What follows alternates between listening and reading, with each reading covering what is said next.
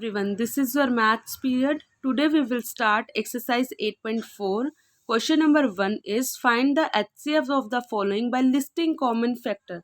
Listing common factor से हमें HCF find out करना है 6 and 8. ठीक है, तो आप क्या करेंगे, आप कोई भी मेथड कॉमन फैक्टर वाला भी यूज़ कर सकते हैं और ये मेथड भी यूज़ कर सकते हैं।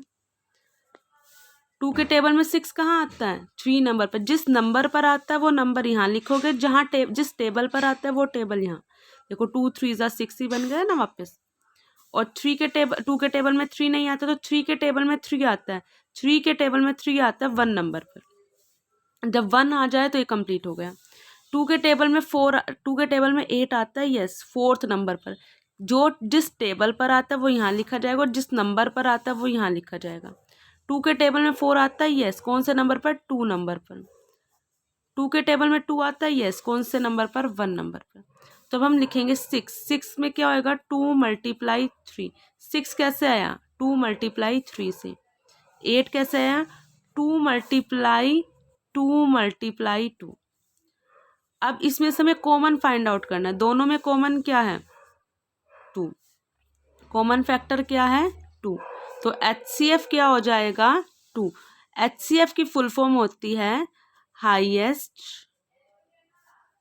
Common factor. ठीक है, हाईएस्ट कॉमन फैक्टर इज 2।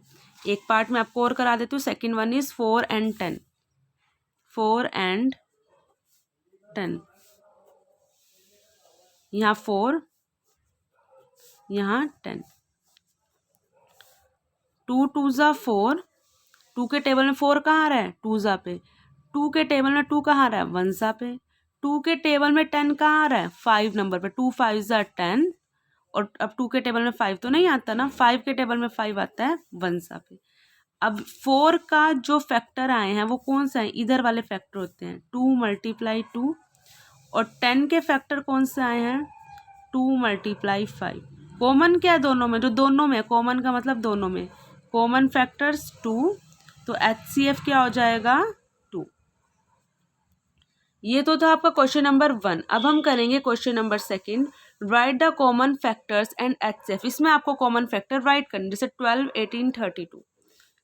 12 18 32। पहले हम क्वेश्चन नंबर 1 और 2 ही करेंगे, फिर क्वेश्चन नंबर 3 करेंगे। 12 18 32। फर्स्ट ऑफ ऑल फैक्टर्स क्या होते हैं? जिस टेबल पर ये डिवाइड हो सकते हैं। फैक्टर्स ऑफ 12, 1 2 6 ज़ा 12, 3 4 ज़ा 12, 4 3 ज़ा 12, 6 2 ज़ा 12, 12 1 ज़ा 12। जिस टेबल पर 12 आता है। फैक्टर्स ऑफ 18, 1 के टेबल पर 18 डिवाइड होता है। 2 9 ज़ा 18, 3 6 ज़ा 18। 4 के टेबल में 18 नहीं आता, 5 के टेबल में 18 नहीं आता। 6 3 ज़ा 18, 7 और 8 के टेबल में 18 नहीं आता। 9 2 ज़ा 18, उसके बाद सीधा 18 के टेबल में ही 18 आता है।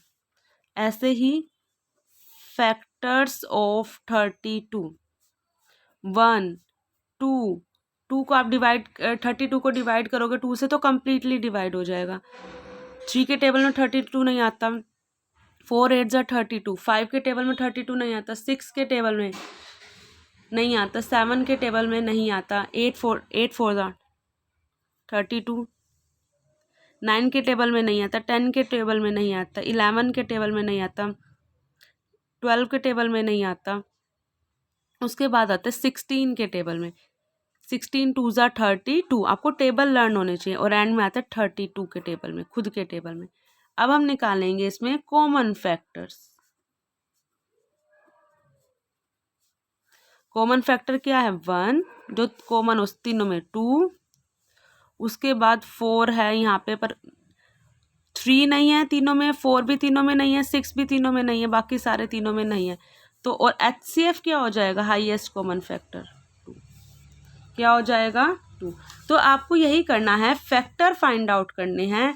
फैक्टर फाइंड आउट करने के बाद ऐसे फैक्टर फाइंड आउट करें और फिर कॉमन फैक्टर लिखा और फिर हाईएस्ट कॉमन फैक्टर, जो सबसे बड़ा होगा वो हाईएस्ट कॉमन फैक्टर।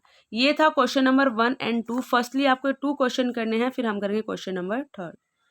अगर आपको कहीं भी कोई भी डाउट और क्वेरी लगती है then ask me. Thank you, have a nice day.